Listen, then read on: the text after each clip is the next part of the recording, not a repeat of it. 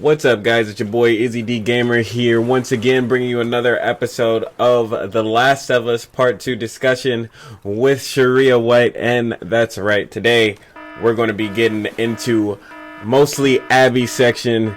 And of course, we're going to be rounding off the final moments of the game between Abby and Ellie, showing you the most amazing moments and memorable scenes from The Last of Us all throughout this. And of course, you can check out the complete walkthrough of The Last of Us Part 2 right here. Deep Dives is the way to go, and that'll be linked right below if ever you want to check that out. Of course, Sharia's links and many other links will be linked below too, so make sure you check that out after the video.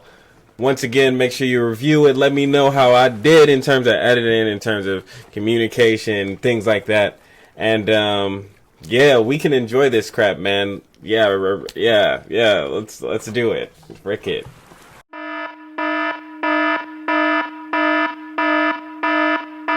Yeah, so I wanted to get into this kind of switch that happens in The Last of Us. First thing I wanted to ask was, were you expecting to play as Abby for so long? No. I wasn't expecting to play as Abby at all, honestly, until I guess I didn't avoid every spoiler. That's the only spoiler I got. I looked at something Naughty Dog tweeted, and some freaking bitch commented, I don't care what you guys say, nobody wants to play as Abby. And I'm like, all right, I'm deleting everything. But no, I wasn't expecting to play as her, and I certainly, I figured when I was playing as her, I thought it would just be that first scene so we can see kind of how Joel died from a different perspective other than from Joel's perspective.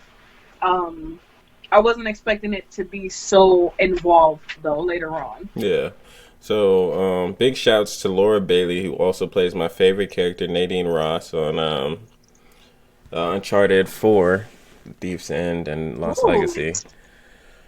But she also plays Abby, and so wow, you know, really? I knew that when she was like coming to the character, I knew it was gonna be a character. You know what I'm saying? Like, I knew it was gonna be well played or acted or built kind of character. So with that kind of knowledge, I expected already, to play as her. Like, I didn't expect right away, but from the moment you took the control, like when she sees Jackson, I was like, okay, you're gonna play as her again, and then when the time comes to play as her, I think that all it is like the flashback sequences, and I'm like, okay, I'm cool with it, like let's build up this character this way. Let's figure out what loss she's kind of dealt with, because I knew it was something, you know what I mean? Like, it was like, it's no way that she's like just some evildoer, that's like out here just trying to kill Joel. Like, there's a reason behind it, and they're going to explain it in this story. So I knew that was coming. I just didn't know that you would be playing as her for the same amount of time you played as Ellie. I really love the perspective switch that it starts off with, where Abby, you just alluded to it, but it's when Abby kind of takes the controller, for lack of a better term, and you see from her perspective kind of what is going on in that room as Joel's being killed. Even though she's the one doing it, she's the aggressor. It's awesome to like see, because you can see all the emotions and all the kind of rage and the lack of satisfaction after the death. You can see it all in her as you're watching that scene and as it focuses on her. Joel, get up. Joel, fucking get up. Please stop. Please don't shoot. Joel, please get up. No! I couldn't believe her right there, bro. You got somebody pleading in your ear on that one. I feel like that was really powerful, especially because they were able to do it without her saying basically anything. I think she said stop at the end. That's it. Yeah. You know, Yeah. and so like that's very powerful in itself. You know, I'll tell you what. I was definitely not on board for playing Abby, and I was like, bro, Really? yeah, no. Like even with the information that I had, I was like, bro, she is a freaking villain. Like, you know what I mean? I was like, bro, she is not with us. That's them. We over here, homie. Like, This is not the Abby show. yeah. So like, I was definitely against it. You know, and like seeing her walking around all cocky and whatnot. Not, and I don't mean like about her physique at all. I mean her personality. Right. Um, but I also came in with the expectations of like all while thinking all of that. I'm like, yeah, what they're trying to do is change my opinion on her, change my views on her, and kind of get me to kind of empathize or sympathize or whatever with her, you know. And I was against feeling that way because I loved Ellie as a character so much, you know. And so like I felt like because it was such a I had such a tie to that character, um and honestly to Ashley Johnson as a person, just because I feel like she brings a lot of herself to Ellie. Yeah. um yeah, just kind of I felt kind of like I was betraying somebody, you know what I mean, like truthfully. Yeah. And so I feel like they did a amazing job with that, kind of setting that up. And I just kind of wanted to get your opinion on, I guess, that kind of her as a character, just starting off, you know, right after Joel's death, and how you felt in that sort of situation. Yeah. So when we first started playing as her, um, I didn't think they were gonna get uh too deep into like who she was as a person, like, you know, what makes her vulnerable and everything like that. I thought they were just gonna have us play long enough to know why she killed Joel. Yeah. So in the beginning, I wasn't like mad at it. I was just like, okay, this is just like insight, you know. Hmm. I'm here for it. But then later on, when we get into it, which is actually the question I wanted to ask you, I was like, I'm gonna be honest, bro. I got to a point around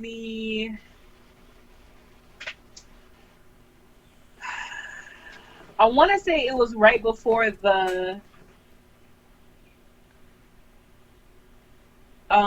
Yara and Lev part that I was like, bro, or it might have been at the Yara and Lev part when they started like kind of surviving together. I was like, bro, I can't kill this girl. And I was like, I like kind of like was battling myself a little bit. I was Hmm. like, but I need to because she killed Joel, and Ellie is messed up. You know, I was like, Yeah. I feel like she did an amazing job kind of selling Abby and she as in Laura Bailey, but they want to move on to kind of like the different story beats kind of in her story. Before we get to Yara and Lev, you know, there was a journey that she took, you know, kind of I forget exactly what she was trying sorry. I forget exactly what she was trying to do. I think she needed to go back to talk to Isaac or something like that.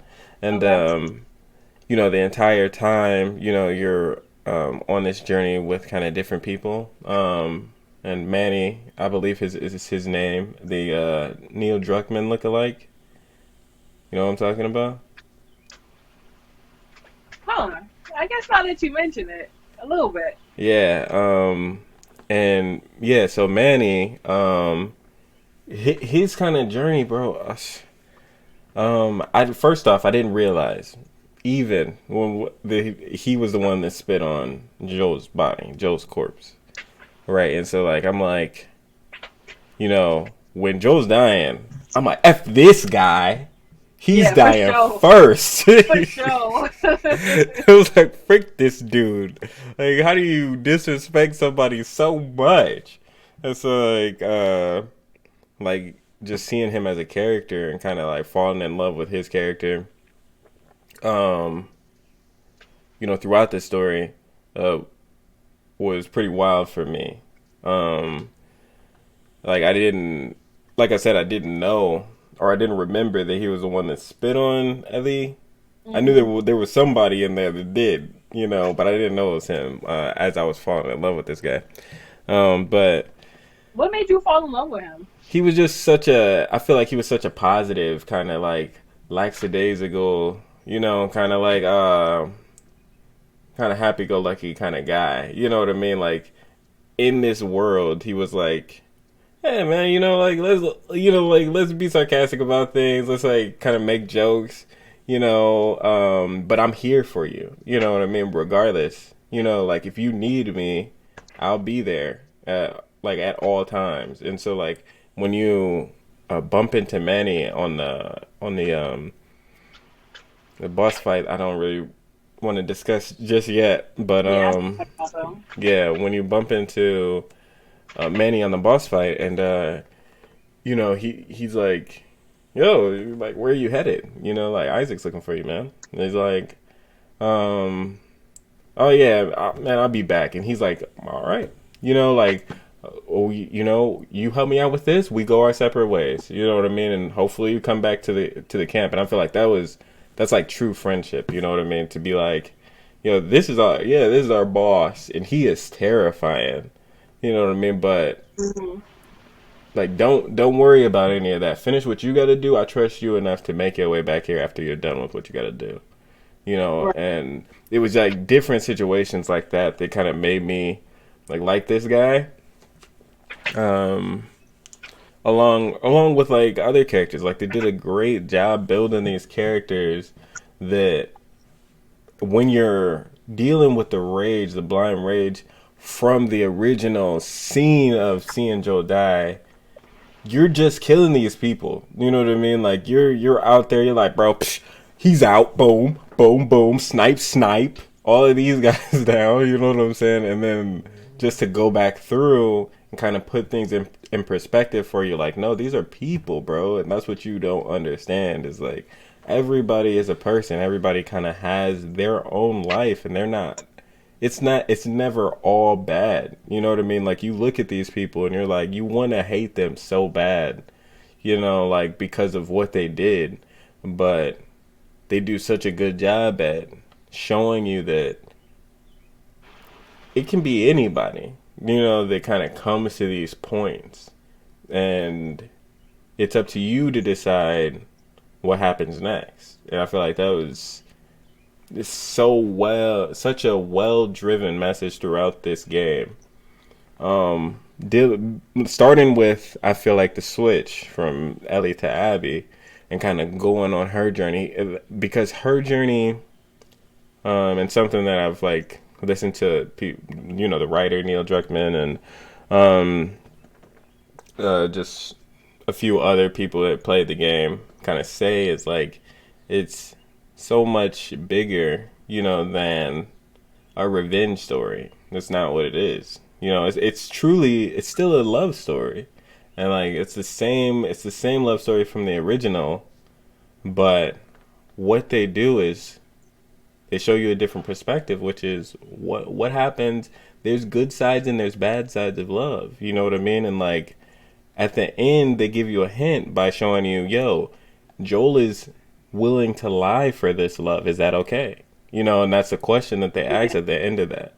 It's like he loves this girl so much that he took away her sense of choice, and he's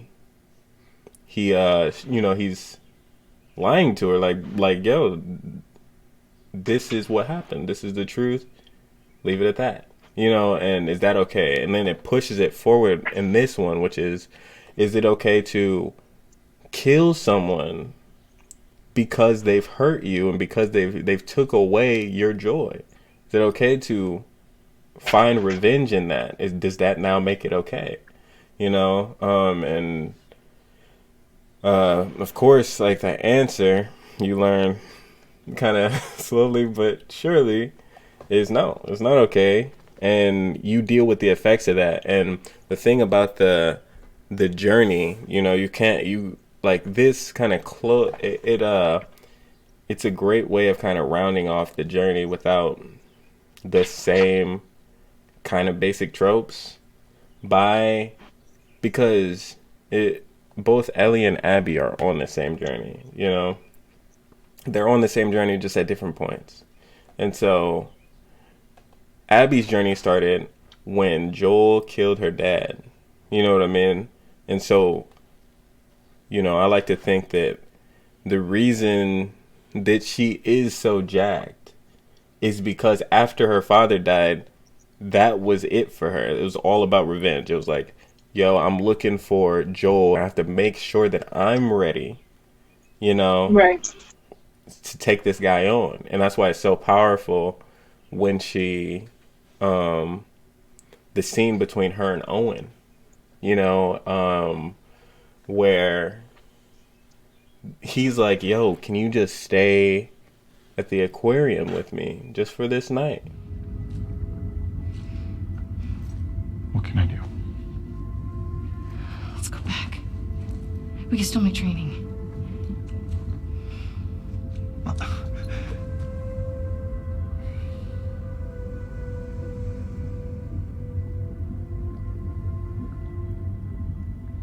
You go ahead. What about you? I'm gonna hang out with the seals for a little while.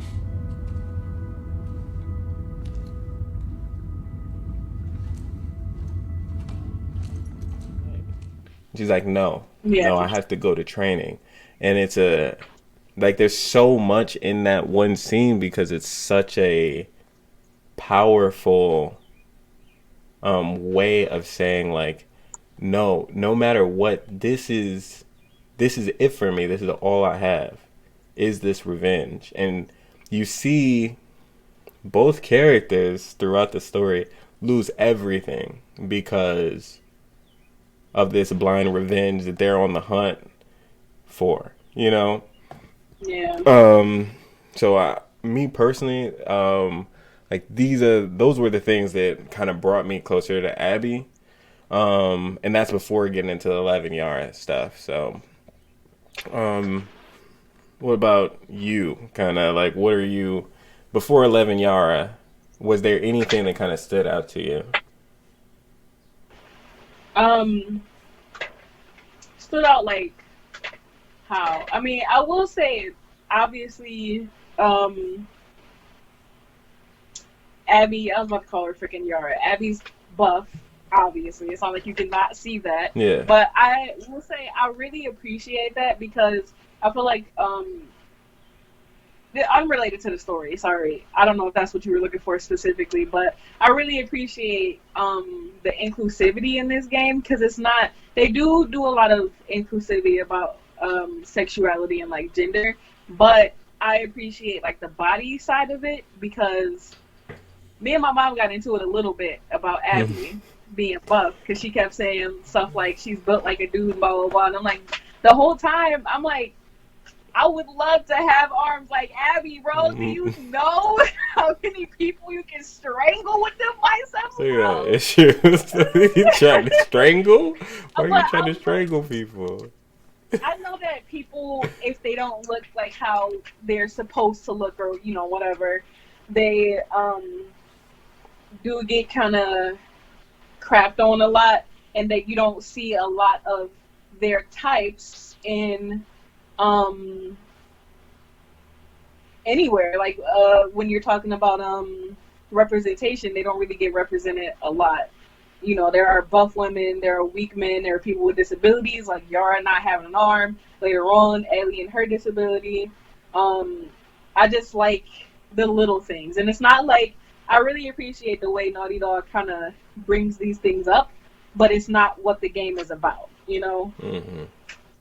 Yeah. Also, can I say like a quick side note about, it's not about Abby's body, but I know that the first game, Naughty Dog got a lot of, or in the DLC rather, a lot of backlash about Ellie being gay, and I so much, I expected nothing else, nothing less.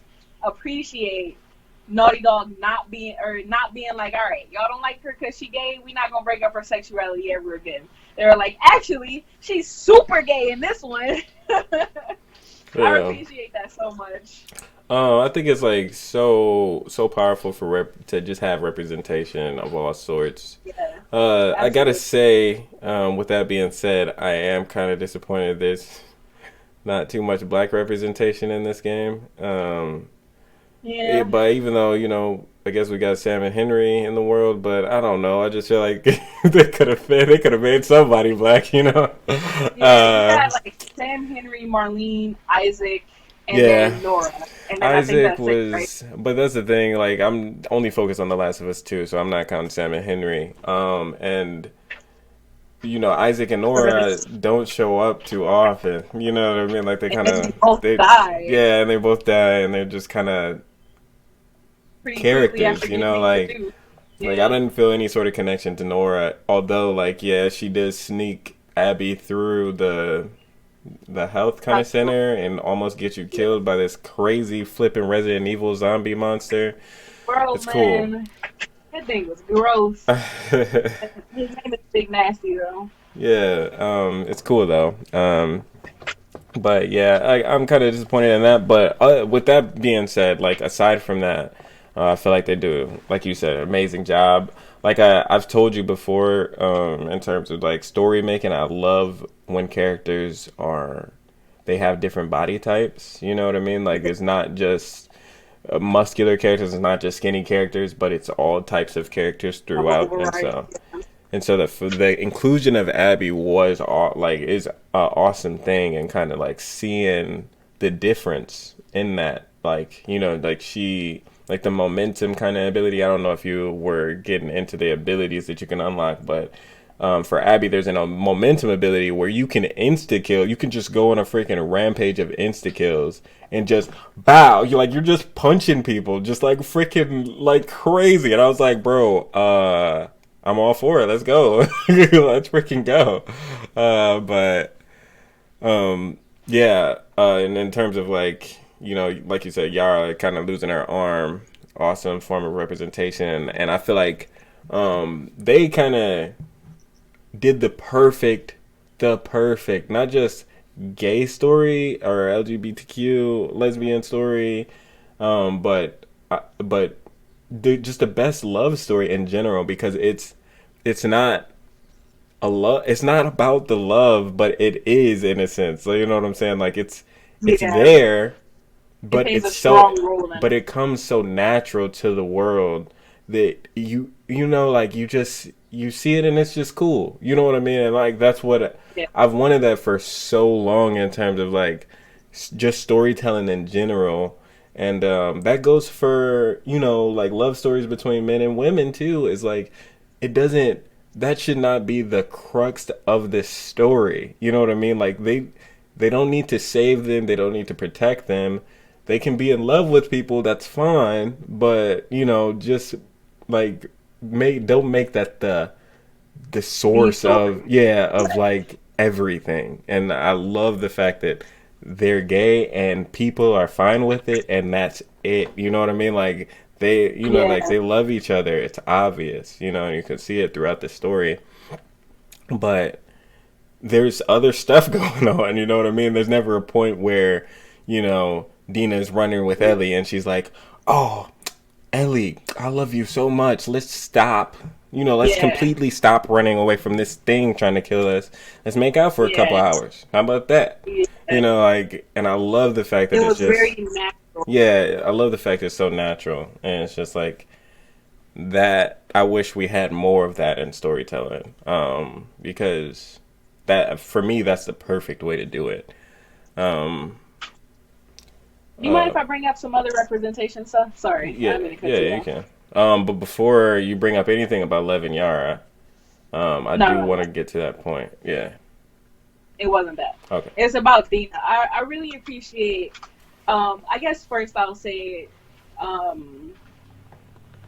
that they are in Ellie and Dean are in a relationship together, and neither of them are like the typical like butch lesbian, or it's just a trope I'm really tired of seeing. Like, yeah, these are two women in a relationship, but one has to be the man. It's like, no, the whole point is that they're both women, Yeah.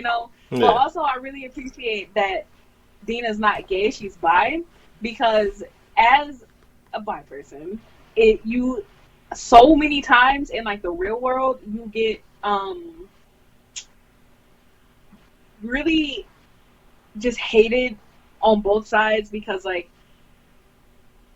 people like to say stuff like, oh, you're not bi, you're just looking for attention, or you're just curious, or you say you're bi, but you're a woman in a relationship with a man that makes you straight, or you say you're bi, but you're a woman in a relationship with a woman that makes you gay. It's like, no, this is what it is. And I feel like they did a good job of showing that, because they showed that she and Jesse at one point had a real relationship where they loved each other, and they obviously did the sex because she got pregnant. Mm-hmm. And then he moved on to a relationship with Ellie where they were very obviously in love with each other and had like a whole house and family and farm and all of that. Yeah. And I just really like that it was all real and not just like what it typically is. Like, they weren't like trying to ignore the fact that she was bi or pretend like she wasn't, Yeah, it was so genuine. I just really appreciated that. Came from, like I said, it came from such a genuine place. Neil Druckmann, Naughty Dog, has a lot of LGBTQ plus members, along with, like I said, includes transgender people and things like that. And they did consult with a lot of people. They also consulted with the LGBTQ plus group, and like a lot of stuff to make sure that it was accurate and they weren't offensive, things like that. Which kind of moves me on to the next part in the story that I wanted to get into, which was Yara and Lev, that kind of relationship, which I feel like was probably the one that affected me the most, because it was the one that was closest to home. And so, there's like, when it comes to religion, there are so many kind of sacred rules, you know what I mean? And kind of sacred like ways of viewing things. And I feel like they handled it in such an amazing way. They hired a trans actor to play Lev, who is trans. I didn't know she was trans. That's awesome. And they also did like just so many things, but there's been a huge backlash for Lev for dead naming. And do you have any idea what that is? Yes, when you call someone like a trans person their name before they came out as trans, really. Right. And so the name they don't answer to anymore. Exactly. And I can't really speak on behalf of trans members, but what I guess I will relate it to, so I feel like it's probably the best I can do, is related to kind of my viewpoints and things. And I kind of feel like if we're looking at dead naming to the extent of saying the N-word or things like that, I don't necessarily get mad at a company when I'm watching a movie and a white person says an N-word. You know what I mean? I feel like it's a great way to inform people of how that can hurt someone. You know what I mean? By, you seeing the effects of that through filmmaking, through video games, things like that. I had no idea. I wouldn't have known today that was an offensive thing to do if I hadn't played The Last of Us Part 2. And I'm positive that there are multiple people in my same situation that would have never known, because people don't do it in the LGBTQ community, right? And it's not like everybody, it's not like you guys, like it's plastered over walls and things like that. You know what I mean? Like, don't say this. So like I had to look up and research what dead naming was because I saw the backlash. And I'm like, oh, what does that have to do with anything? And I feel so like that part was important to the story, though, yeah, and that's to like really understand where Lev and Yara were coming from and why they ran away. right. And I missed the part where she where she was trans, or where she came out as trans, or he came out as trans. And so like I was like, oh yeah, we're playing as a like in my playthrough, you know, I'm like, oh yeah, we're playing as or we're playing with this girl Lev. It's cool. And then at some point they say he, and I'm like, oh, it's a he. You know, he's a he, and it's cool. So, but I still didn't know he was trans. You know what I'm saying? And so like, it really wasn't until after well, not after I completed the game, but I was doing like some research in between toward the end, where I found out like through media that Lev was trans. You know, and so I feel like they did a great job, you know, because I didn't like one thing that I feel like kind of kills that kind of argument is that Abby is like, or Lev asked her like, "Yo, did you hear what they called me?" And she's like, "Yeah." And he's like, "You want to know like what it means?" He's like, "Do you want to tell me?" Not really. Did you hear what they called me? Yeah. Do you want to ask me about it? Do you want me to ask you about it? No. Okay.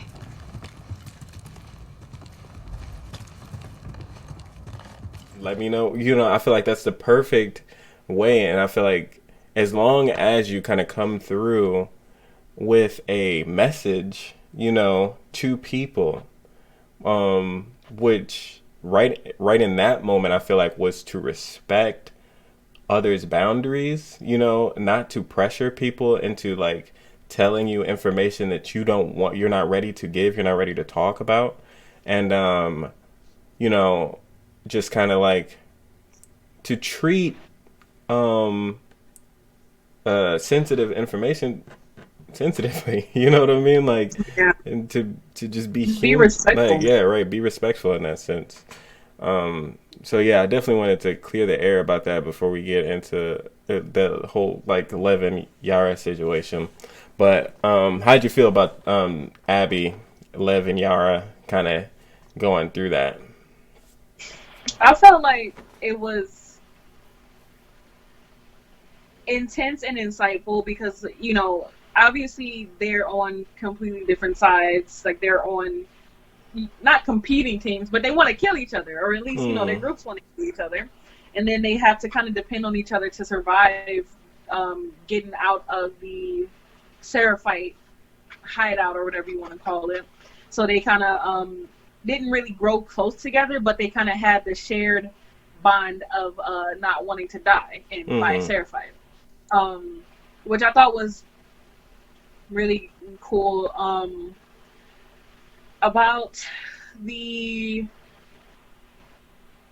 Lev being trans, I feel like not only is that part important about the representation and everything, but I also feel like it kind of opens us up to see the softer side of Abby, because she could have been like, man, I don't freaking like you, bro. Like, I don't get it. I don't freaking, you already a Seraphite, so I want to kill you. But she was like, all right, we don't got to talk about it if you don't want to talk about it.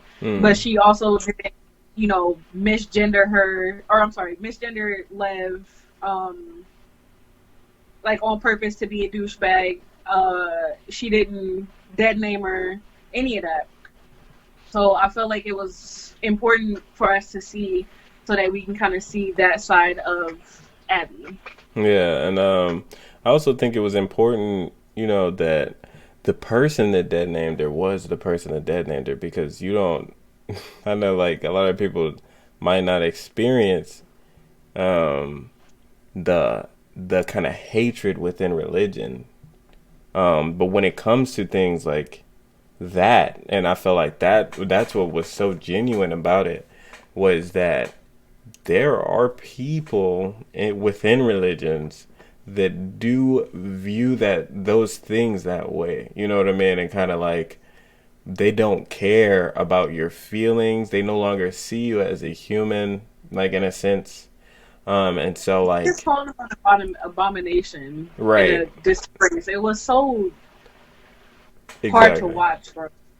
Exactly, and I feel like But that was the whole story arc was just so important to tell, and they kind of hinted at it by like saying things about the Jewish faith, which is like, man, like regardless of if you believe it or not, like at least it's something to believe in, it's something to kind of keep you right, going, which right, is like I feel like which is the main kind of reasoning for things like that, so you can have a place of like-minded people to vent to and kind of grow from.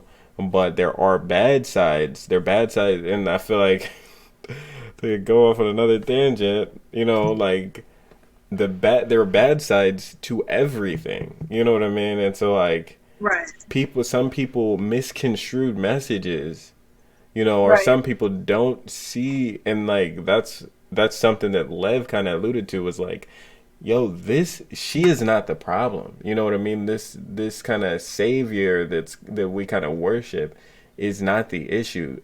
What she was teaching was right, and when she was alive, that's what caused this peace treaty to exist in the first place.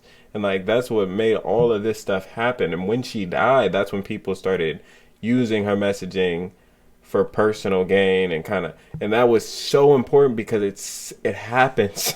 Like, understand, like as somebody It who grew happens up way in too so as early. somebody who grew up in like Christianity and went to Catholic schools, and things like that, like I know that it's not everybody, but I know that not only are there people out there that will misconstrue the message to make it mean what they want it to mean, but they will also convince people around them that what they're saying is the right thing. And so, like, Mhm.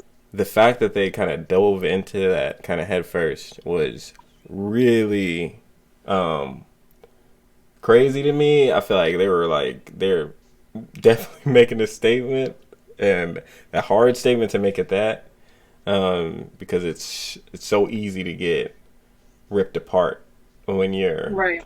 going for those sorts of communities.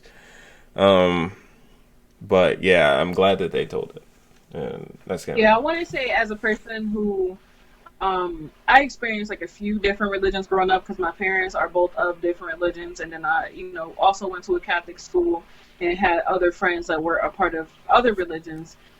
As someone who specifically didn't like Christianity or Catholicism, because I felt like the messages that were being presented to me were messed up. It like required me to hate another group of person or not like a group of person. I really appreciated them talking about the Seraphites and the original, like I guess, founder of their religion or whatever, because I strayed away from those religions because I didn't like the way it made me feel. I didn't like the way it made other people feel. But they said, like you said, it wasn't like this in the beginning. It wasn't until after she died, people started mixing up her words into however they wanted to view the world, not really what the religion's about. So it kind of just reminded me that, not that I didn't already know this before, but it kind of just made me rethink about it. Like, it is important to have faith. It's important to have something to hold on to. But just because I'm trying to figure out a way to say it. Sorry. It's also important to keep in mind that the faith either you follow or maybe you don't like or a friend follows isn't necessarily what you think it is, because so many years, possibly decades or centuries, depending on the religion, have passed from it being formed to now, and it's just like a game of telephone. Like, there's no way what they decided in the beginning is what they're talking about now. right. It just kind of gets lost in the sauce. It's important to remember that when you are making judgments on those types of things. So I remember looking at the Seraphites in the beginning thinking, y'all nuts. And then who was it? I'm pretty sure it was Ellie and Dina. They were like passing through a town before they found out she was pregnant, and they kept seeing like murals of her.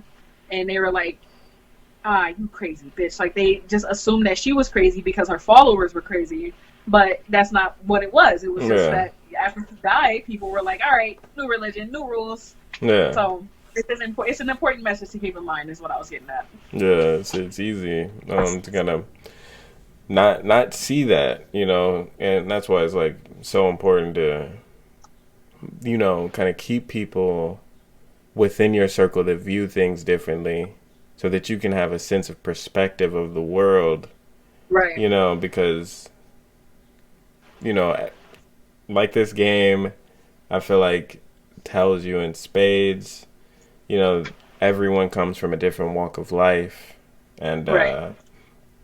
you know, it's important to know what that walk of life is before you make assumptions. And yeah, it's like it's so well done in terms of that messaging.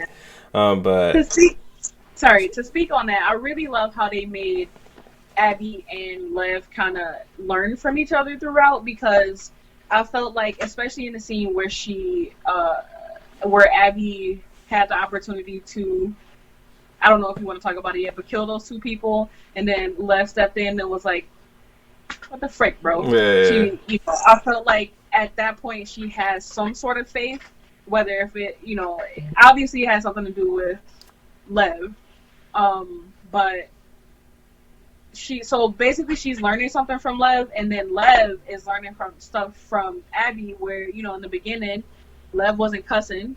Lev didn't want to touch old world stuff because it was from the old world and it went against his religion. And later on in the game, as we see them kind of like growing together, we see him interacting with that kind of side of the world more. And like I said earlier, we kind of see Abby getting a little more kind of faithful, getting a little softer in terms of, like, in that section of her life, I think. yeah, So I thought that was really cool to see them kind of learn from each other in that way, because those are both, I feel like, very tough things to open up to kind of completely say, you know what, maybe everything that I was raised off of ain't right. yeah. Maybe it's not completely right. But yeah, they're learning off of each other without giving up their own beliefs entirely, which I feel like is an important message. Just be Yeah, open. I can definitely agree with that 100%. And like, yeah, let's go ahead and move right on to that. I did want to go through a few parts with Abby and just kind of skim over them, kind of get your quick responses on. There's a lot that happens in her story. One of the main things that kind of stick out to me is that big Resident Evil boss. And yeah, that crap hurt. Jesus Christ. I think I was like this close to having a freaking panic attack the entire time. Like I was just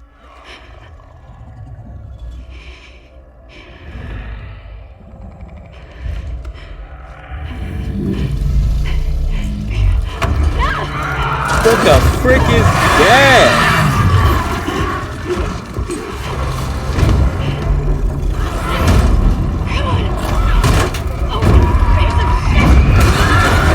What the frick is that? No. Like I was just Really? right. Oh no! Not serious, but yeah, definitely like it was definitely stressful. So like yeah, that part was cool. Would never do it again, and I would take every precaution to try to skip over that boss fight. So like I know they have chapter select. I'm gonna have to look through it and see if you can like just not do that part at all. Bro, can I tell you, bro? Because I was playing the game twice at the same time, because I was playing it by myself and then replaying the parts I just played, but with my mom. Yeah. When I realized I had to play that part again, I debated for like a day or two whether or not I actually wanted to play that part with her, or if I was just gonna finish the game and tell her about it. Because I was like, what the frick? Because the first time I played it, I didn't die a whole bunch of times. I might have died like 2 or 3 times. One of the times, he picks her up and rips her in half by like the torso, God, and the I'm frick. like, I can't. And then, of course, after I kill him, I'm seeing all of these corners I could have ducked into to like hide or like heal or something. Yeah. But I was like, frick, man. My God, that was awful. Freaking Ugh. terrifying. And then, of course, you know, I want to say when we bump into Lev and Yara, that is the scene from E3, right? Or was that PSX? I believe that was PSX. I'm not sure. Yeah, so that was PSX. I want to say, don't quote me on that. Might have been E3, but the car on fire scene, you know, that came out alongside the poster. Remember, it was a poster that came out during the Last of Us Outbreak Day, where it was who we didn't know at the time was Abby, holding the hammer, and then the car in the background on fire. And that entire scene of her kind of getting strapped up and hung, right, and then Yara coming in, getting her arm broken, and Lev coming saving the day.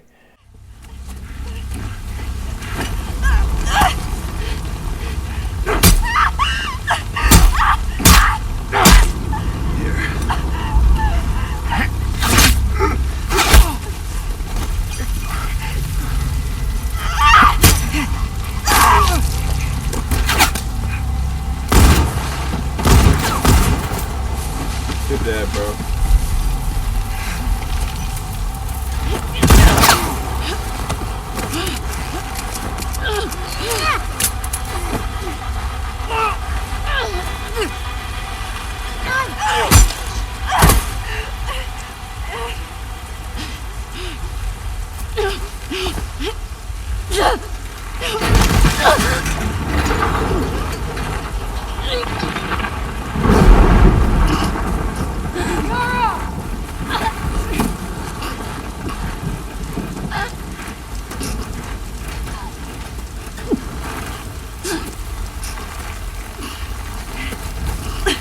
Yara.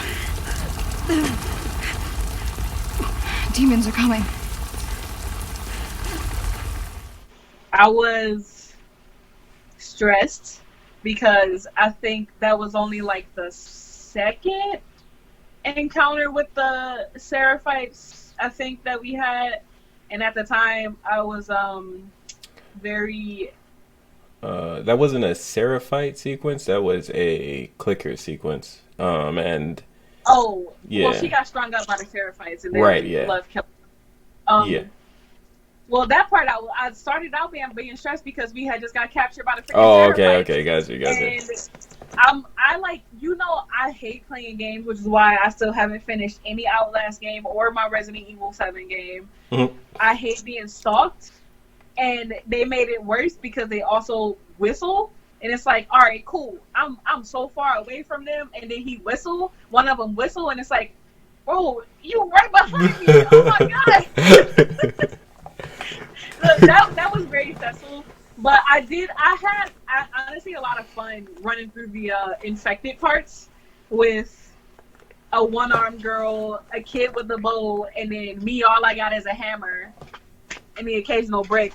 Wait, did I have it? No, I had a hammer at that time, I think. Yeah, you pick. I think you pick up a hammer.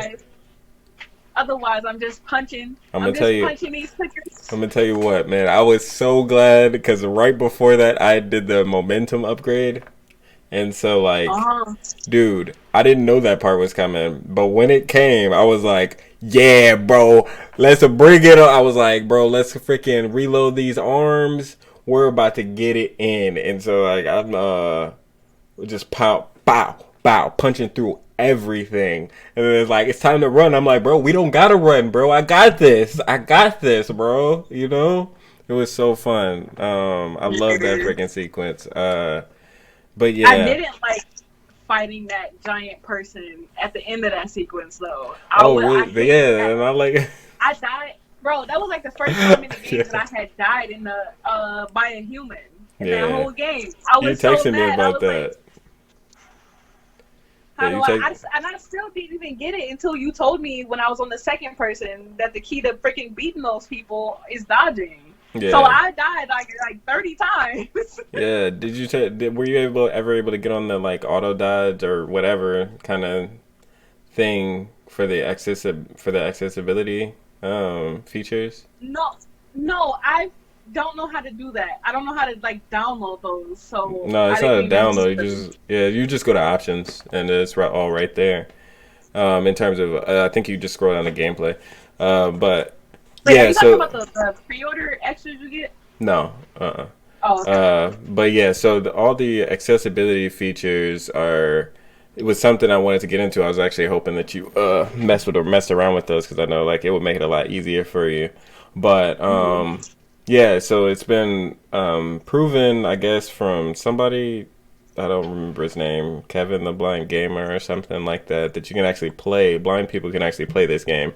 There's features or accessibility features that you can toggle on or off that will allow like somebody who can't see to still interact with this game and beat it to completion, which I feel like is amazing. But it also has like smaller, less, I guess, less complicated features for accessibility. So difficulty levels are they've got that beat and spade. The accessibility features, there are things like you can go invisible when you're prone, so nobody can see you ever. And so like you can change that within the accessibility features, which is like if you're not good at stealth, that's awesome. You know what I mean? Like if you really have a hard time sneaking past people, me personally, I don't mess with features because I want to play it as the developers intended. So I normally just keep it on normal difficulty and never change the settings. That includes like sensitivity, things like that. And that's like with all games, like including shooters, like Destiny and things like that. I always like try to play it the way that it was intended to be played. But for people that can't like get past the part, and it's more frustrating than it is fun. You know, like you can go into those accessibility features. You can change things. You can even make it so like you find material more often. There's also things like the middling kind of features, like for going prone, you're only invisible for a certain amount of time. So like maybe you still want that kind of, that fear there, but but you don't want it as harsh as it is like they see you immediately. So you can go prone and be like, cool, maybe I could sneak away, but you have like a limited amount of time. I feel like the accessibility features in this game, like I mentioned before, auto dodge, things like that, are phenomenal. There's also like sound indications and things like that you can turn on. Like it's so much. Like I said, there's the quick time event thing you can turn on, I believe, where like you toggle something that allows like it slows down time when somebody's swinging at you, so you have that time to dodge. And it's like so many different things, and that's why I definitely want to mention that so that people that are playing don't decide that difficulty is a reason to stop playing. You know what I mean? Because there's so many features that can get you through this game so easily if you need to get through it, or if you only want to deal with the story beats and not the enemies. You can make it so that the enemies are super stupid because they're super smart in this game. You know what I mean? Like they will flank you. They will like they will do crazy stuff. Like the things that I got caught with, and they're so smart in this game. Yeah, like the things I got caught with, I'm like, bro, what the frick, bro? Like, am I playing like PvP or something? What's going on? Right? Are these real people? Right, like I'm having issues. So, definitely want to mention that. Yeah, and with that being said, we can get into kind of the visit to the island. Get down. Get them to the shelter! Go! This is bad. How do we get through this? The gate will be locked. The lumber mill. The big building on the right with the torches. That gets us out of here? Yeah, we can cut through it. Perfect. Come on. What island was that again? Do you know? Haven? Or you talking about to get Yara back or yeah, Lev back? yeah. That was supposed to be Haven, I think. Okay, yeah. So let's go with Haven, and that island was awesome. I loved going there. I loved the kind of that story beat. You know, I like when I went there originally. My first feeling was like, dude, they are really drawing this out. Like that's what I like immediately thought. I was like, bro, why are they drawing this out? I'm trying to get back to the aquarium. You know what I mean? Like I'm trying to figure, or not the aquarium, but yeah, the aquarium. Sorry, so I can get frick. What was I trying to get? No, I was trying to get Lev, and then get back to the aquarium, but I can't remember why I was trying to get back to the aquarium, or was I? You like from there? Yeah, you were trying to get them both back to the aquarium because they were gonna leave with Owen and Mel to go to Santa Barbara. Right. So it's like when I was trying to get back to the aquarium, like that's all I was thinking about, and I feel like that's a reason why I need to replay this game is because a lot of the times, like even though I feel like it's explained, like it's not. Like the whole time I'm like, bro, and I'm sure this is exactly what the characters are thinking in the game, and that's why I didn't have too much of a problem with it. But it's like, dude, I need to get back to this area. You know what I'm saying? Like even when like we do when we do the flashback to Abby's story, I go, bro, I'm just trying to finish this fight, you know, between Ellie and Abby. And then something else happens, and I'm like, bro, I'm just trying to get the medicine for Yara, and this happened, you know, and like all of this is like there's always inconveniences. So I feel like the fact that it's kind of rolled into the story is pretty important to pay attention to. But yeah, that kind of whole sequence, it sold me when the war started breaking out. You know what I mean? And like when you realize that Isaac and the wolves are literally plotting a war against the Seraphites as we're invading the spot. It's like, bro, what the frick is going on? And like you see like the destruction and the fact that me personally, I don't feel like Isaac was ever looking for a treaty. A kind of peace deal. Like he was trying to take them out from the beginning, and all he needed was a reason, you know. And once they killed his people, once those kids killed his people, then that was it. He was like, "Cool, it's wartime. Let's get it together. We're torturing people. We're doing it." So yeah, he's sick, bro. Yeah, Isaac is sick, and we didn't get too much into that guy, but he's definitely got an intimidating vibe. He's very like quiet. Let's go up.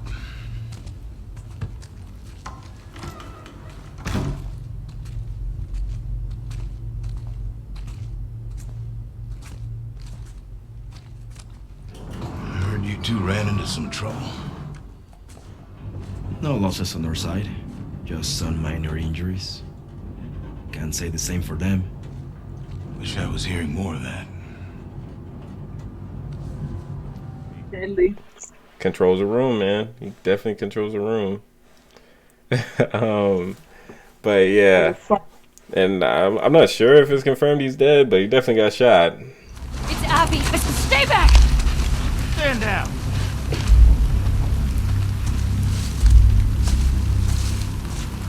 God freaking dang it. What the hell are you doing? I need you to hear me out. What's that behind you? He saved my life. Move out of the way. We'll deal with you back home. He's not one of them, please. Abby, move. God damn it, he's just a kid! You have 3 seconds to get away from that scar. 1, You really gonna shoot me? 2. I'm not fucking moving.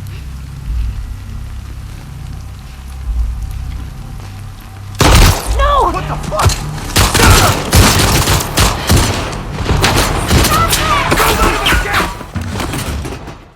By Yeah, I'm pretty sure Yara shot him in the head. But to be fair, James, Tommy got shot in the head, and yeah. it's fine. Yeah, personally, like Owen, I didn't really like him as a person, but like I get why a lot of people do, and thinks like he's like such a like cool like, you know, guy. Right. But yeah, my personal opinion was like he was just a normal guy. Like he wasn't like super cool. He was just like a dude. Yeah, he's just a dude. But I do like his kind of views on the situations going on in the world. I like how he asks questions, and he kind of like makes his own decisions, you know. And that was like, I feel like that was what kind of Abby needed to see, was somebody who did that, so she could realize kind of the flaws within what she was doing. Right. But yeah, and then that of course leads back to a boss fight, which is surprising. I want to say it's the boss fight that caught me by surprise the most out of everything else, which was Abby versus Ellie, but you play Abby. And so how did you feel about it? Oh wait, oh that one. Yeah. I texted you on that one, and I was like, I cannot believe Naughty Dog is making me fight Ellie. Yeah. You killed my friends. We let you both live. And you wasted it. Wait! Get off of her! Zombie! Come on.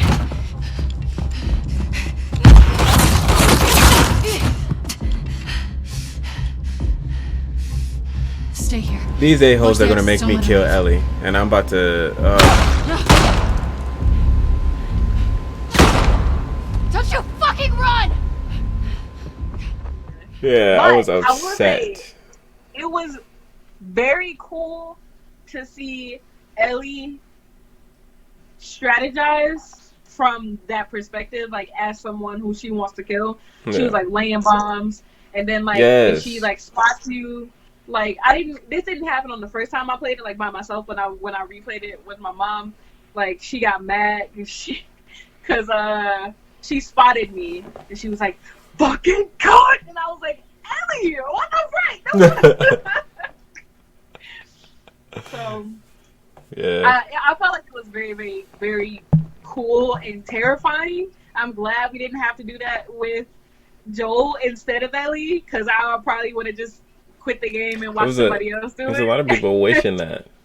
A lot of people were like, "Yo, I wish you guys made us kill Joel as Abby. Why didn't you give us the controller then?"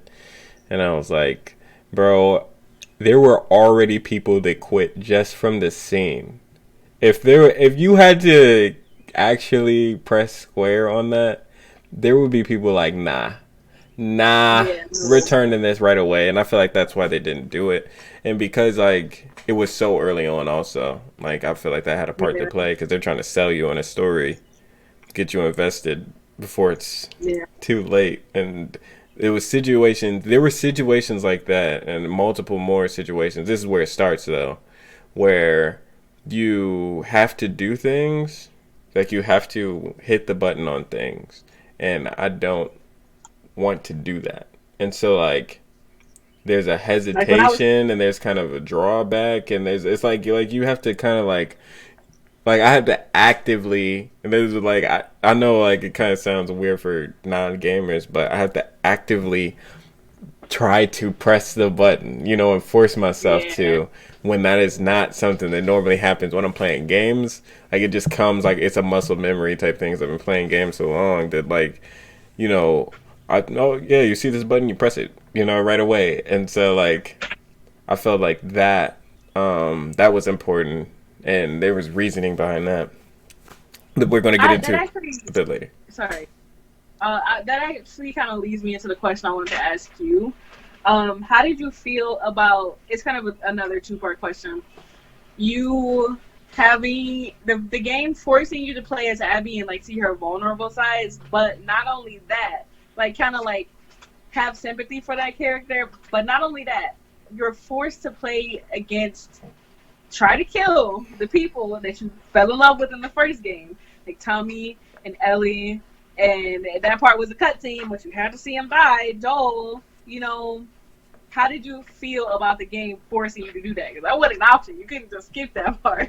Yeah, I didn't really have a problem with most of it up until Ellie. You know what I'm saying? And so, like, Ellie. yeah, and so the way, you know, and we'll get into the whole Tommy thing when we talk about boss fights, but the whole thing with Joel, like, there was a frustration there, you know, and a kind of rage there from them, you know, or from Abby just killing such a important character, you know, to me personally. But like, in terms of Tommy, I was like, okay. I think, like, especially because, like, he didn't die, you know, so it's like, and he was hunting them, you know what I mean? Like, he was hunting them, you know what I'm saying? Like, he was not playing. Like, dude, I was terrified, and we'll, like I said, we'll talk about more about that later. But I was freaking terrified on that scene.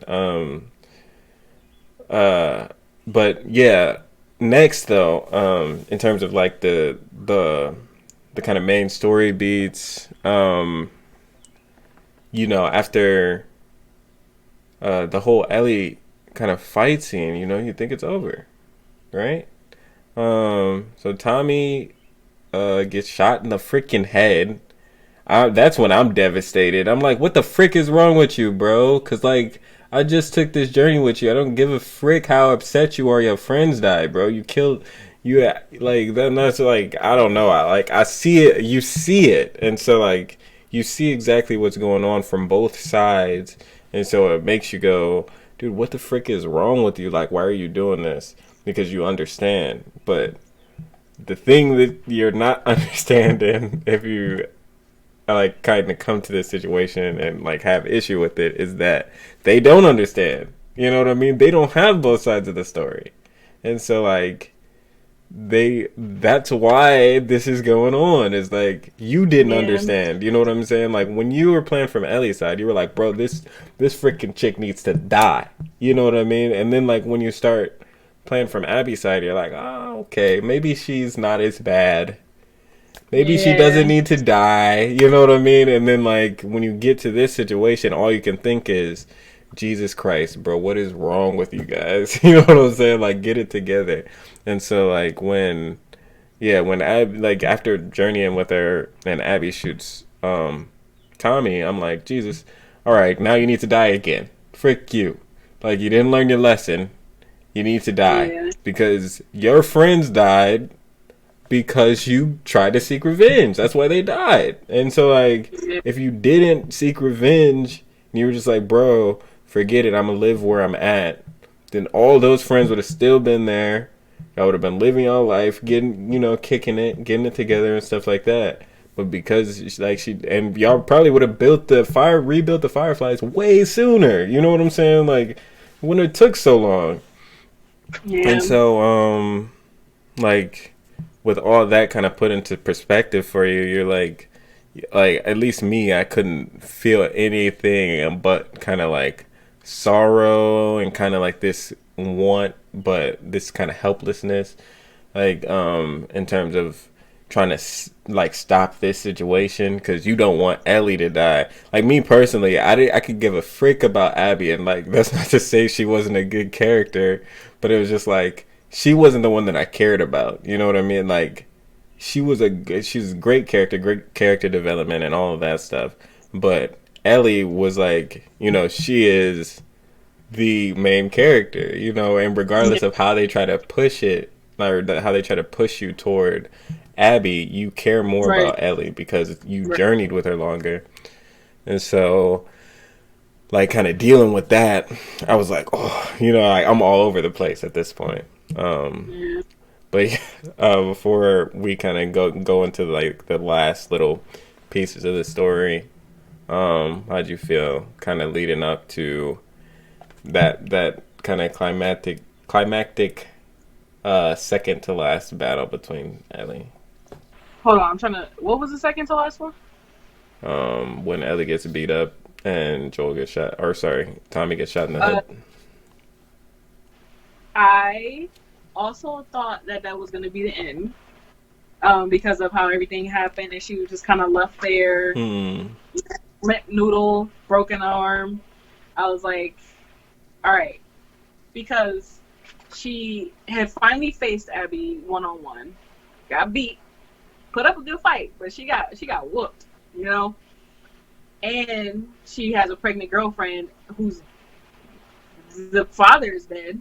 She has to kind of be there for her. You can't be putting them at risk. I was like, and then I told you, I sent you a video when I got to that part when they flashed forward, however long forward. Well, before you get to the flash, let's try to stick to the just that kind of battle thing. Well, I thought that was it. And once again, the game told me to shut my dumb ass up. Yeah, I definitely thought that was the end. Yara, got it. Oh, sorry. I keep calling her Yara. Stop!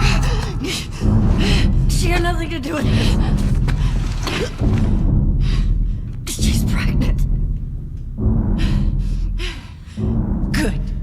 Abby. And, you know, That it wasn't. I mean... And that's why I was like, dude, I'd set my freaking... I don't know if I'm going to cut it off yet, but I set my whole stream up like, all right, guys. We're at the end of the game. Let's get this crap, bro. Like, we made it. And let's see how it ends. Dive in there.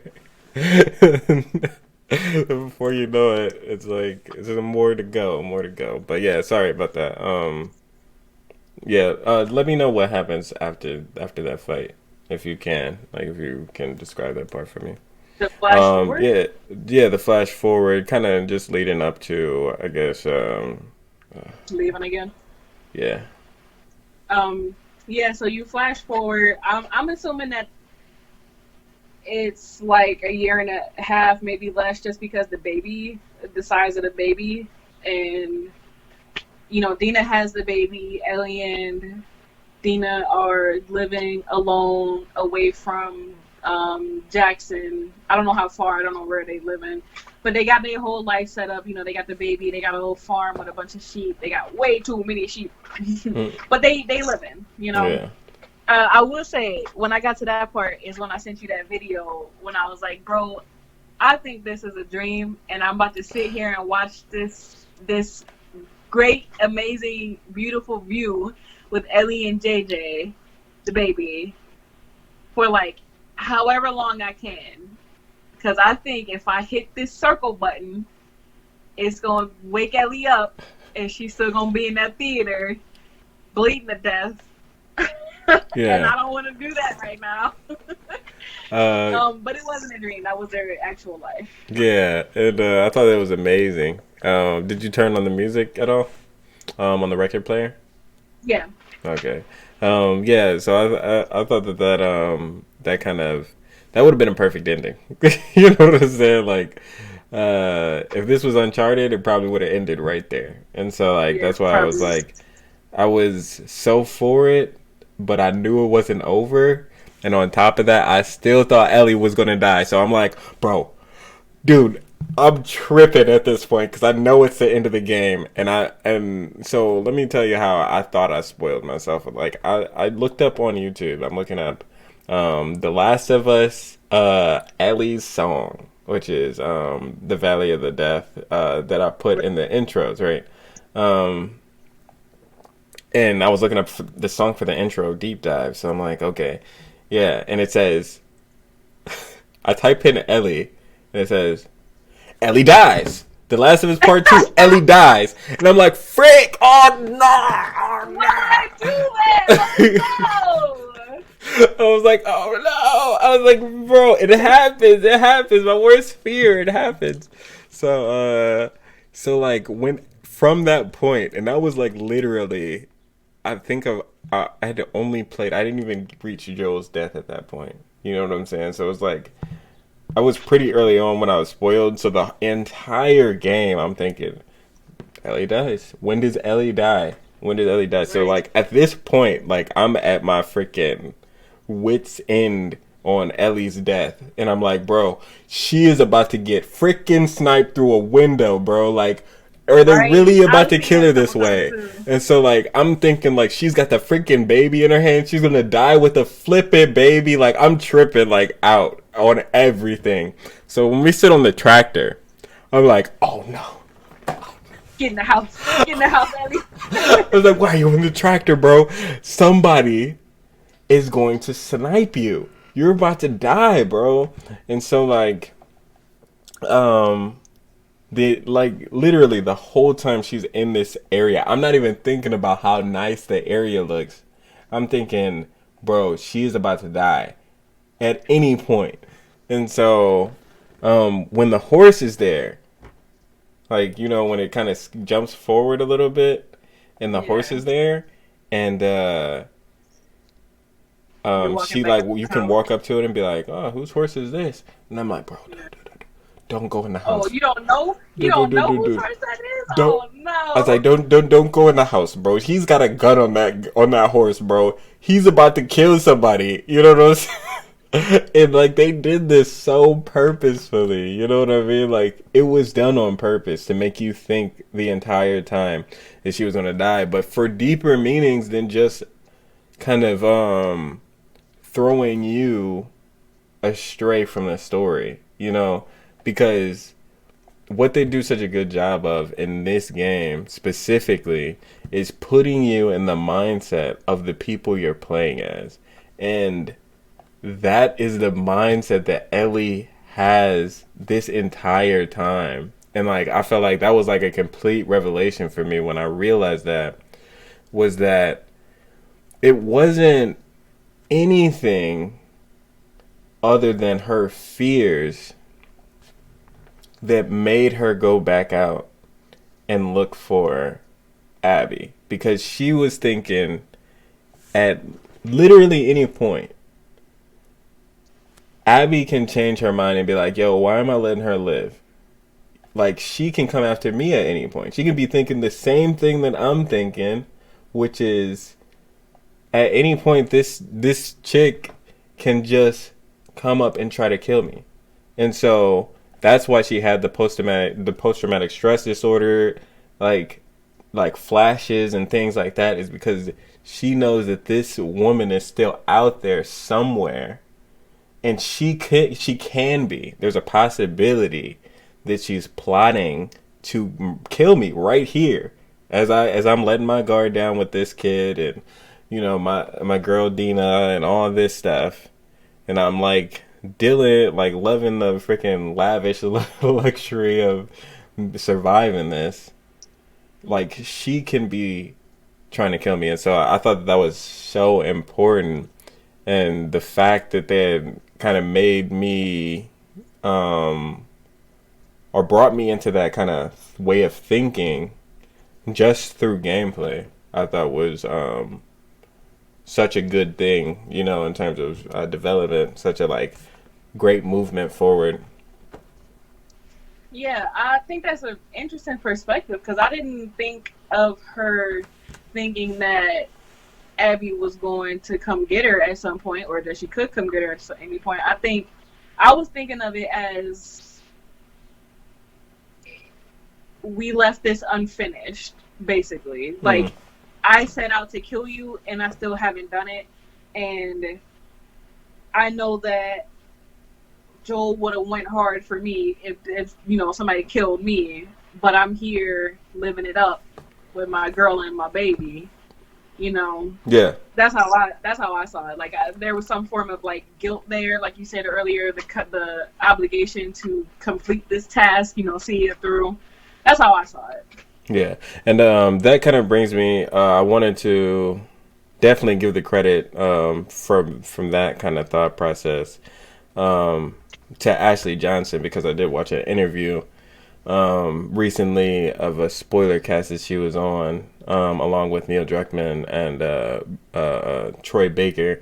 I'm gonna be sure to link that in the description below. But I feel like that's what Tommy was thinking, you know? And so like when Tommy comes back, you know, and he's not Tommy, I was very disappointed. Well, I can't go. I know.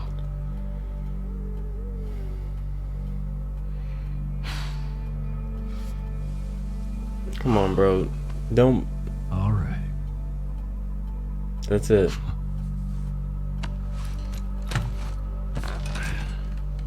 Reckon it's easy. Forget about her. You sitting all comfy way out here? Hey, I'll make her pay. Tommy. That's what you said when we got back to Jackson. Tommy. You're an a-hole, Tommy. Joke. Can you take him, please? Yeah. Here. I got you. Hey, what the fuck was that? Yeah, that hurt. That hurt looking at that, bro. Yeah, I couldn't believe him. Dude, like I said, definitely check out the deep dives, because I'm definitely vocal. I don't know if, like, I know sometimes I muted myself because of the heater, but I'm definitely vocal about certain things. And that part I was upset about, because, like, Tommy he seemed like such a good, you know, such a good, cool type of uncle, you know. It's like, you would never do something like that. And although I understand, you know, where he was at. Yeah. To talk about that, I feel like he had gone down that path of blind revenge. Because initially, like, he went out to seek Abby, because Ellie said she wanted to do it, but he knew, you know, he's more equipped to handle it than Abby. Yeah. Ellie was. So he went out kind of for her. And then, you know, when she took his eye and Lev took his leg, pretty much, you know, and everything that they went through during that, however long that was. I guess it was 2 days, but it took them longer to get out there. So I don't know how long that was. But he kind of lost himself in that, because between him coming back from seeking that revenge to going to Ellie and Dina's house, he and Maria split up. And they don't really say why, but I can only assume by how he approached the situation, it's because he kind of started obsessing over killing Abby, you know? Yeah. Revenge for he's done. And he kind of lost himself along the way, which affected, you know, how he saw the world and how he viewed Ellie, because he kind of came at her all types of wrong, you know? Yeah. So. Yeah, 100. Yeah, I definitely agree with that.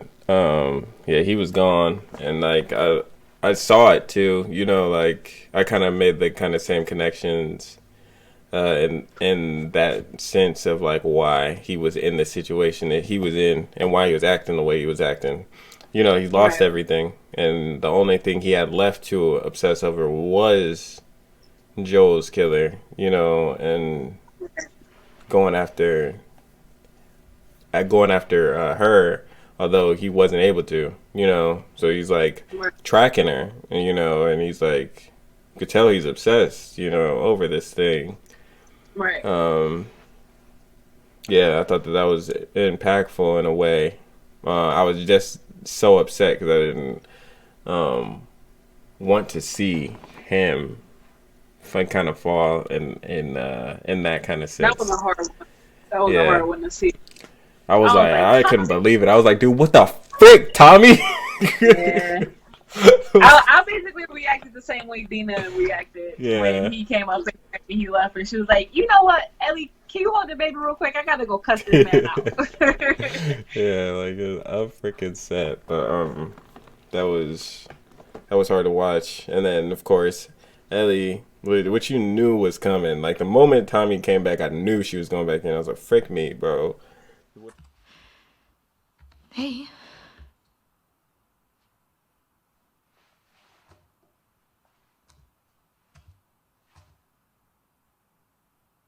Hey.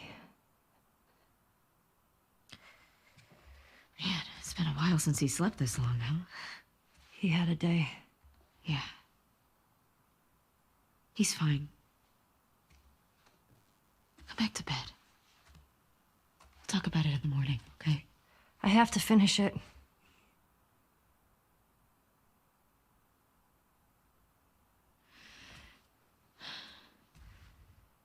You don't owe Tommy anything. I don't sleep. I don't eat. I'm not like you, Dina. What? You think this is easy? For you and for him, I deal with it. I love you. Prove it. Stay.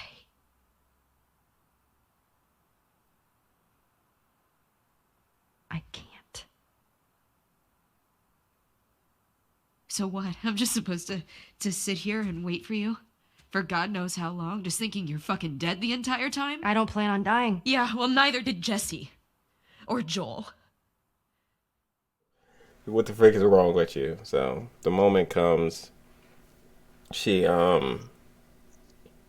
goes back. There's a huge freaking fight between her and Dina. She goes back to hunt down Abby. We play as Abby for a little bit. We realize the Fireflies are rebuilding. All the rumors are true. They're 200 deep, and Abby has to make her way out there to,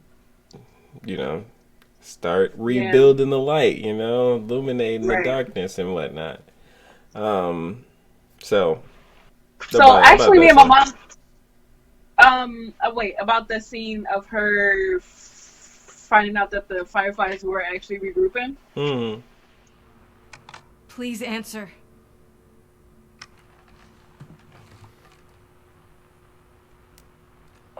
Hi, Abby. We got a clear signal on you. Where in Santa Barbara are you calling from? 2425 Constance. We got a tip about a base, but there's no one here. We're looking for Fireflies. I'm a Firefly. Where were you stationed? I was part of the Salt Lake outpost. Who ran that facility? Dr. Jerry Anderson. He was my dad. Well, how about that? We pulled everyone back from the satellite stations and brought them back here to home base. How many of you are there? We're about 200 strong now, with a few more every month. Owen was right. I was excited. And the I was Dina like, scene too. Okay, the Abby scene with the Fireflies. I was excited because I liked the Fireflies in the other games. Like, I want to get a Firefly tattoo so bad. I loved how even though their doctor and leader died, they were still trying to look for the light, so to say. And it continued. It again took a. Oh Lord, how do I put this in a sentence? The Fireflies as a group once again stood as a symbol of hope for me, personally. The scene with Dina hurt because I was like, I completely understand where both of them are coming from, and I have no idea what I would have done in that situation. Because I felt like if I was Ellie, I'd be like, because I completely sympathize with Ellie because I was like, you know, this is something that's taken over your mentality. You said you're not eating, you're not sleeping. It's all you thinking about. You still having the nightmares.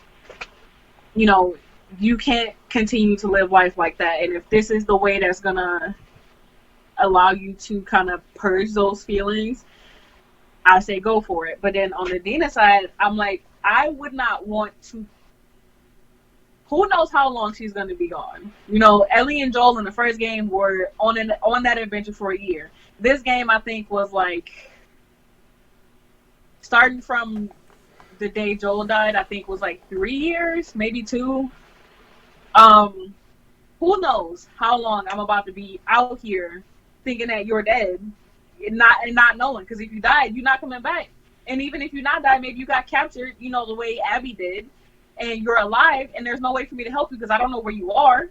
I don't want to have that stress in my life. I like completely got where they were both coming from, and I was like, I don't know what I would do. It hurt though. It especially hurt on the way back, but we'll get to that, I'm sure. Yeah.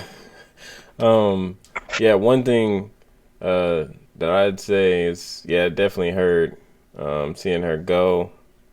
I don't think that I don't think it should have been okay ever.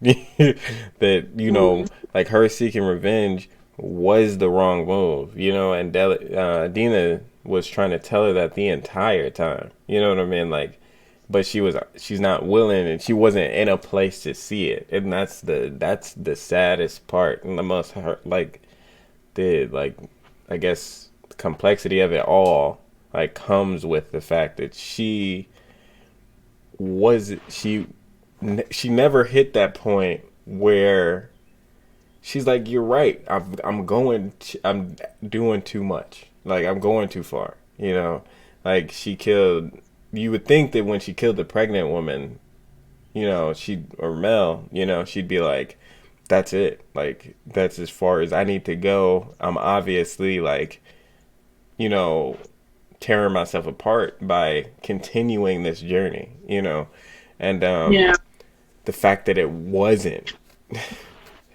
is the part that hurt the most, you know, and I feel like it hurt Dina in the same sense of like, yo, you're killing these people senselessly, like, you're not gonna get anything from it, and that's proven from Abby's journey. You know, like, she doesn't get any sort of reconciliation, any sort of like healing, you know, or anything like that after she kills Joel. She's still her entire group, all of her friends, they all fall apart because it was too much to deal with mentally, you know. And so, you know, kind of seeing that and then mirroring it to Ellie going down the exact same path. She can't give up this blind rage. You just can't. And like it's hurtful, like, to watch. But yeah, it's super exciting to see that the Fireflies are being rebuilt and things like that. On Abby's side of things, seeing her and Lev kind of like in this kind of mother-son kind of relationship is an awesome kind of relationship also. But yeah, and then they leave out and freaking get captured. Who the frick is this?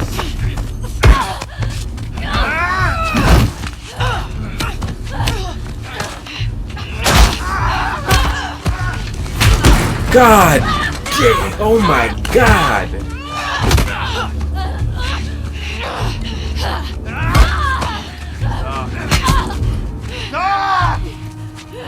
I'm killing now. Frig, what happened, man? What the frick happened? I'm like, okay. I was feeling so happy, and then this freaking dog the bounty hunter looking guy runs Bro, the that's frick what I out. said. He runs the frick out of this place and just snatches me up. I'm like, dude, what the frick, dude? I'll break your neck. Do you look at my biceps, bro? You know what I'm saying? Like, yo. And then, yeah, we can go ahead and skip into the kind of portion of it. You know, you then, once Abby gets captured, you take over Ellie. She's made it to this location. She's on Abby's boat at this point. You can kind of read up on like her relationship with Lev and how they've kind of grown together, Right. and things like that. You continue forward, you know, killing things, blah blah blah. Make it to some sort of it looks like a freaking. It gives me a slave kind of vibe, Yeah. like kind of like I don't know what they call those, slave freaking ranch. I don't know. Plantation? Thank you. Slave ranch. I didn't want to call it a plantation because they're not like, you know, they're not planting It's not like anything. slavery, but yeah. Yeah, but it just gave me that vibe of like you know, like those freaking houses. You know what I'm saying? That they own slaves in. You know, that kind of area. But it gave me those vibes, and so that's immediately what I thought was happening to Abby. It was like, okay, she's involved in some sort of slave trade, you know, of some sort. And I think that's alluded to when Ellie kind of gets strapped. She gets caught, and another thing, and this is where they keep playing with freaking Ellie's freaking life, and it's killing me. So she gets freaking caught on a rope or something, right, on a rope trap, and freaking slung up like Joel was right before you bump into Bill. Bill. Sorry, I didn't hear you say it the first time. But yeah, right before you bump into Bill, and so you're hanging upside down, and she freaking slams into a tree. The gosh freaking darn branch hanging out a splinter hanging out the side, or whatever you want to call it. And so like she gets stabbed with that crap, and I'm like, frick, man, she's dead. God, and she died this way, like, dude. Dude, I was prepared. I was like, bro, this is how she dies, because she's stupid as frick. Like, I was like saying that crap because I was like so angry with her for going back, and I'm like, she's stupid as frick, and she just freaking got herself caught in a trap, and that's how she dies. That is horrible. That's horrible. So you know, like I'm like upset, and then you know, she ends up making it out. She takes out both guys, including the bounty hunter guy, right? That was awesome. Yeah, that was awesome. And then you sneak into the kind of plantation and find Abby there, and she is tied up in kind of like a what I would say. Before you get to that Abby part, can you tell me what was going on there? Because like I told you earlier, I didn't pick up any notes to like really went into detail what they were doing there. I got the vibe that they were like getting people, making them infected, and then having them fight each other, but I'm not sure if that's what that actually was. No, I have no idea what was going on there, man. Yeah, I really don't know. I think I don't think at that point I was just ready to beat the game, so I was just kind of like, you know, killing everything. Like I was like, bro, I was like, I'm not sneaking, I'm not doing anything. People are dying. And I was like, bow, bow, bow. Like I was blowing everything up. I didn't give a frick. So, so by the time I made it to her, you know, she's hanging on this like in a kind of spiritual ritual sense of it gave me a lot of like hanging from the cross style vibes and things like that. And you see, dude, I saw somebody look just like Abby, I'm not gonna lie, and I was like, oh, Abby's right here, and I was just looking at her. I'm like, why is a cutscene? What's not Abby? Abby That's had probably like, why they did that. yeah, Abby had like cut hair, and she has like, she looks completely different now. But this is a chick with the same braid, you know, that she originally has, that's hanging from the things. But anyway, so you save her, and then you go. After freaking cutting her down, allowing her to get Lev, take him to the freaking boats, you go, hey, we're gonna fight. And then just I'm gonna mute myself before I ruin this.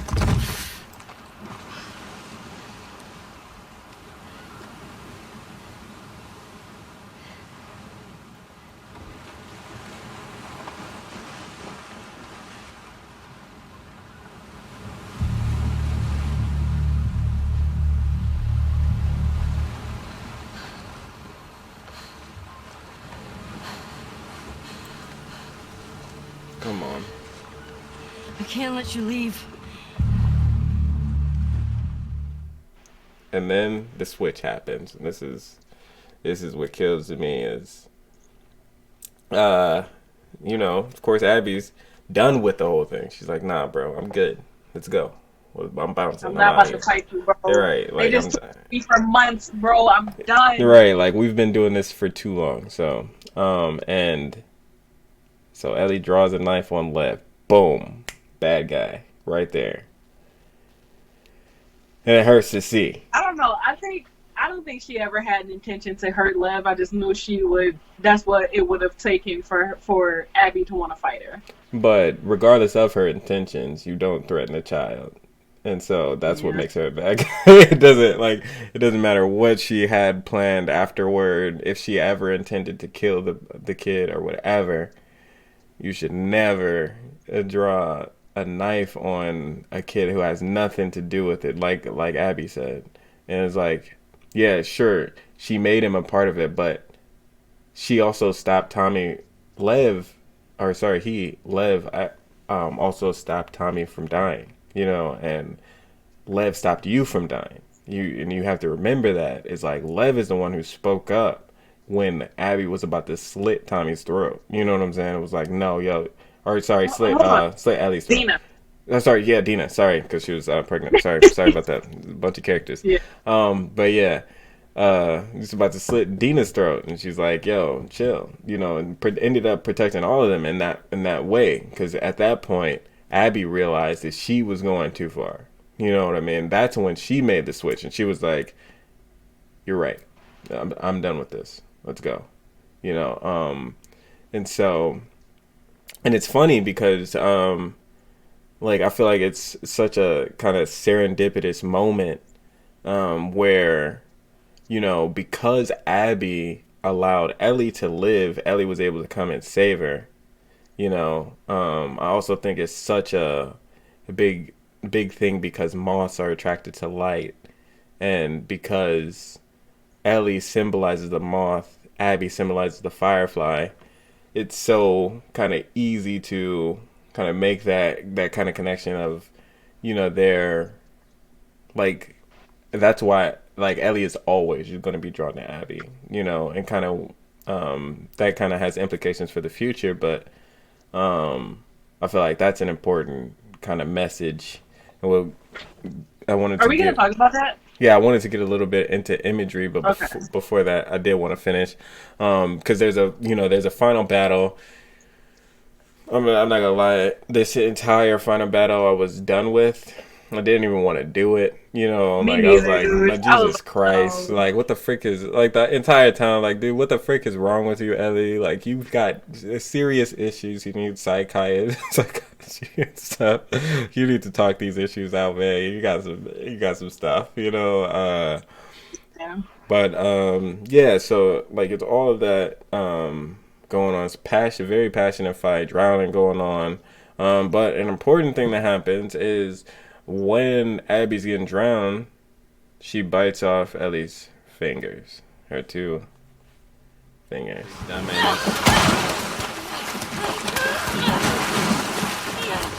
Hold on, please wake up. I hope the boy wakes up and just shoots an arrow through her.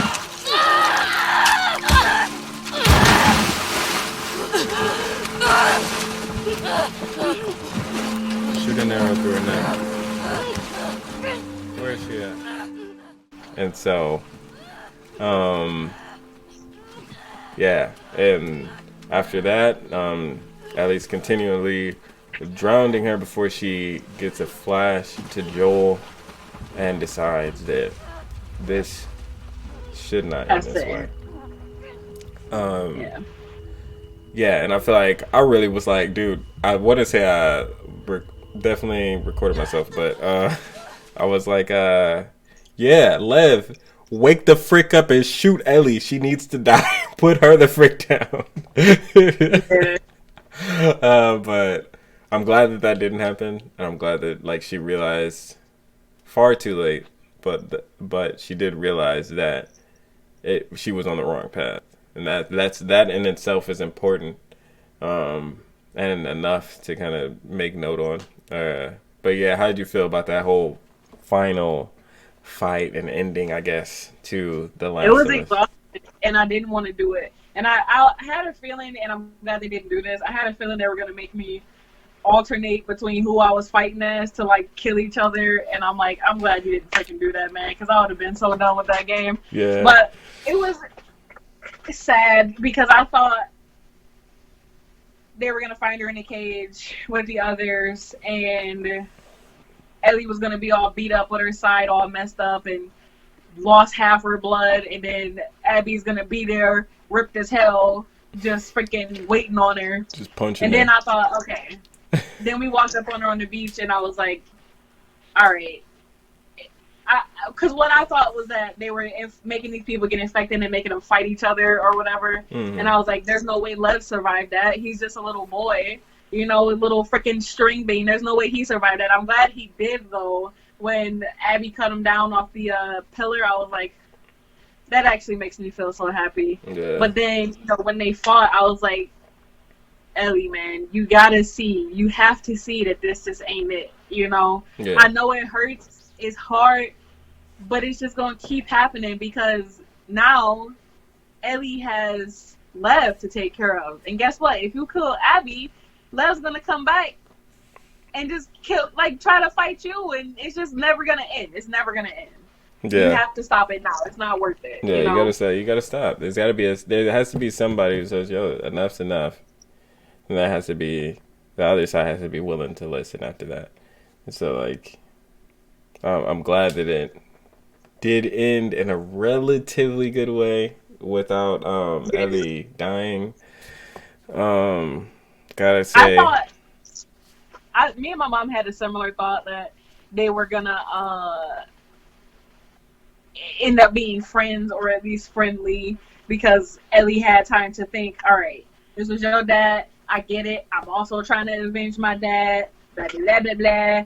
I'm kind of weird for stalking you across the country like this. But it didn't end that way. But yeah, it didn't. I was like, oof. Like I was definitely not prepared for the ending, of her kind of getting back home to nothing being there, everything being gone, and then not only that, but what the freaking icing or lack of icing on the cake. There was no cake. Was she freaking grabbed the gosh darn guitar and starts trying to play this song by Pearl Jam.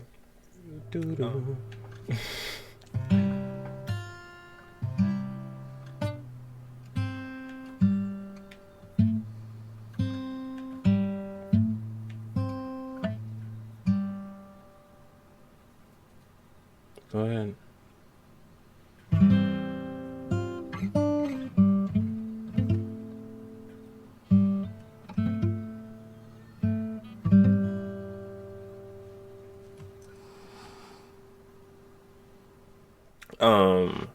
And I didn't even realize, you know, like there wasn't something that I thought about when her finger got bitten off, that she was no longer able to not only play guitar but make that connection, you know, between her and Joel. Yeah. Anymore. Something, I guess, another icing on the non-existent cake. My mom pointed out, you know, in the first game when Sam was dying, when he got bit. Hold up. I think I might already have this as something that I wanted to get into. Okay. Can I guess it? Sure. Just to see. Hold on. I have it. Okay. Ellie's scared of being alone. She tells Sam that right before he dies. That And then was her she ends up biggest fear. Yeah, and she ends up, bro. You're completely right. Like that. Like when I found that out, I just found that out like last night. Rewatching, just rewatching stuff. You know, I was like, Jesus. Okay. Well, have a good night. How is it that you're never scared? Who says that I'm not? Right. What are you scared of? Let's see. Scorpions are pretty creepy. Being by myself. I'm scared of ending up alone. She I ends love up all the all callbacks in this alone. game, bro. Yeah. It's Because like you before you leave to go get Abby for the last time, there's a note on the table from Dina's mom saying, you know, y'all, all three of y'all can come back and live with us. Yeah, Nobody yeah. blames y'all for what happened. I'm pretty sure they were living in Jackson. I'm assuming, like, you don't know for sure, but I'm assuming that's where Dina and JJ went. They went to go live with her parents in Jackson. There's no way Ellie can go to Jackson because Tommy's there. Tommy's like, oh, is Abby dead? Get out. Dina's there. Dina's like, I said no. So, like, what's gonna happen to Ellie? Did I already ask you if we're gonna talk about what we think is gonna happen next? Yeah, we'll save the for the very end. But First. this last thing, there's one more thing I want to do, but I'm gonna end this one right here, and this might potentially be its own video. So, sayonara, and thank you guys for tuning.